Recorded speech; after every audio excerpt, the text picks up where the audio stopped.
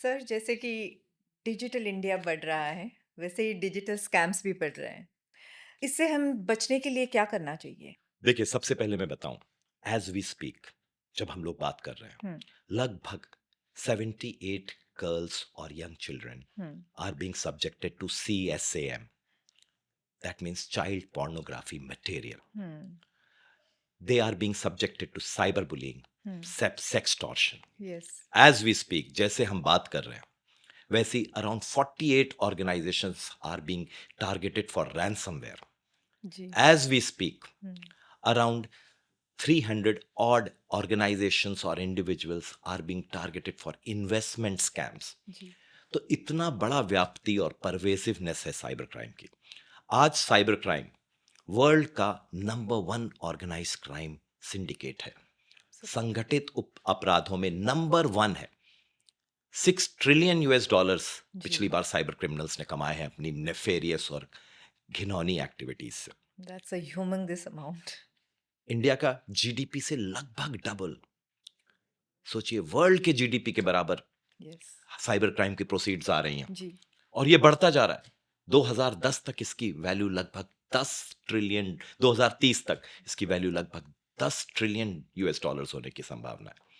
Number 2 कौन आता है? हुँ, ड्रग ट्रैफिकिंग, यस, जो कि लगभग $2 ट्रिलियन पे है। हुँ, मतलब बहुत पीछे छोड़ दिया है सभी संगठित अपराधों जी, को। जी, और जैसा कि आपने बताया कि इसकी मॉडस ऑपरेंडी, इसके तरीके हुँ, हमेशा बदलते जा रहे हैं। जी, लेकिन एक होप है, hmm, the silver lining among dark clouds, hmm, ये है कि अगर हम सब साइबर अवेयर हो जाए, अगर हम साइबर सिक्योरिटी और डेटा सिक्योरिटी की वैल्यू को जाने जी, कि हमारा डेटा कितना वैल्यूएबल है, राइट, तो मैं ये यहां तक कह रहा हूं ऑन रिकॉर्ड कि 99% साइबर क्राइम कम हो जाएगा।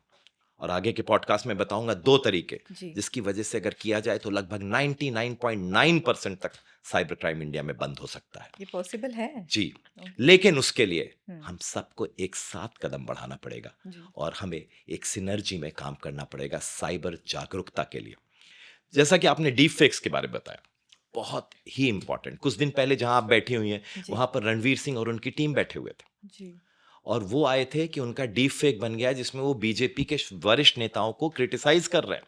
ओह! सोचिए कितना उनके लिए चरित्र हनन और रेपुटेशन लॉस है। यस, परंतु अब ऐसी टूल्स टेक्नोलॉजीज हमारे पास आ गई हैं हुँ, जिसमें हम 10 सेकंड में डीप फेक को आइडेंटिफाई कर सकते हैं और एक साथ में उसका सर्टिफिकेट दे सकते हैं कि डीप फेक है।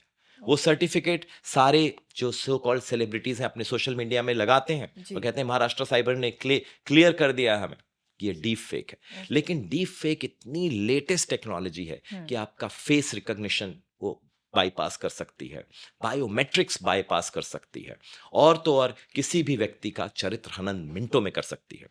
तो एक हम आपको डेमोन्स्ट्रेशन इसी जी, बहाने दिखाना चाहेंगे जी, जिसमें हम आपका वीडियो ले रहे हैं अभी जी, और आपके वीडियो के बाद हम उसको 10 सेकंड में डीप फेक में कन्वर्ट कर देंगे ओके, जिससे कि आपको काफी एम्बैरेसिंग चीजें हम बोलते हुए दिखा सकते हैं। ओके, दूसरी बात, 10 सेकंड में हम उसको प्रूव भी कर देंगे ये डीप फेक है। हुँ, ऐसी लेटेस्ट टेक्नोलॉजीज को हम लोगों ने एक्वायर किया। जी, लेकिन ये सब हम इसलिए हम कर रहे हैं ताकि लोग जागरूक बने।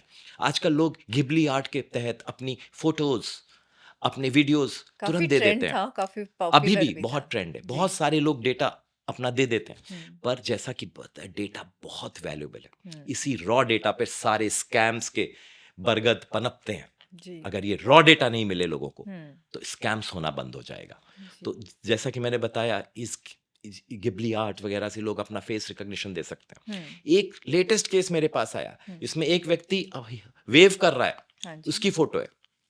उस वेव से आजकल इतने हाई रेजोल्यूशन कैमरा है कि उन्होंने उसकी फिंगर टिप्स तक निकाल ली ओह माय गॉड! और फिंगरप्रिंट्स की बायोमेट्रिक यूज करके उसके फोन, उसके अलग चीज अनलॉक करने की कैपेबिलिटी भी आ गई है। इट्स तो सो मैं स्कैरी। लोगों को डरा नहीं रहा हूं, हाँ, लेकिन लोगों को यह बता रहा हूं कि आपका डेटा बहुत वैल्यूएबल है। हुँ, क्यों वर्ल्ड भर में साइबर अटैक होते हैं लेकिन चाइना में नहीं होते? जी, बिकॉज़ दे आर वेरी क्योंकि conservative. No no no, no? They have launched a project called the great firewall of China. Okay, वहां पे ना फेसबुक खुलता है ना व्हाट्सएप खुलता है, उन्होंने अपने इन हाउस सारे इंजन्स बना रखे हैं राइट, और वो डेटा वर्ल्ड के पास नहीं है, चाइना के पास वर्ल्ड भर का डेटा है। जी, लेकिन वर्ल्ड के पास चाइना का डेटा नहीं है, बिल्कुल नहीं है। इसीलिए वो साइबर क्राइम से अछूता है। हुँ, साइबर क्राइम चाइना में बहुत कम है। हुँ, मैं ये नहीं कहता ये मॉडल हमें रेप्लिकेट करना चाहिए, हुँ। पर इस मॉडल की जो खास बातें हैं, उनको हमें ज़रूर अपनानी चाहिए। जी, जी।